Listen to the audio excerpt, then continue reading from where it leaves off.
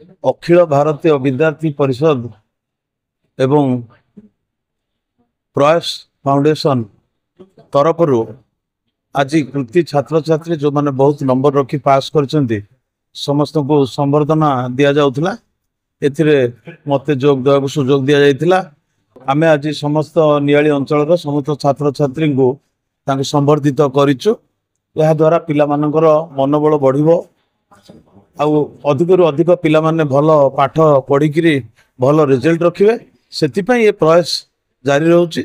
से मो आमर प्रयास फाउंडेशन एवं एबीवीपी ये जो आयोजन करते मो समस्त को से मो आज धन्यवाद जनइली जहाँ ये गोटे प्रयास निश्चित भाव में जारी रहा दरकार।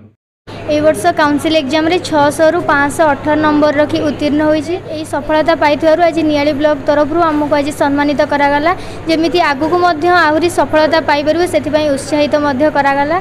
एई सफलता रे मोर बापा माँ आउ नियाली महाविद्यालय मो कोचिंग सेंटर सोमनाथ एकेडमी रो बहुत बड़ा अवदान रही जहाँफल मुझे ये स्थान में पहुँची पारी।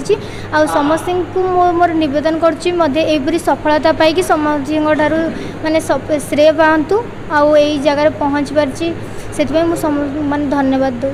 मो ना मोनालिसा लेंका मु जुक्त 2 द्वितीय वर्ष कलार छात्री नियाली महाविद्यालय मु द्वितीय टॉपर हो पारी। मु 511 मार्क रखी 86% मार्क रखिपारी।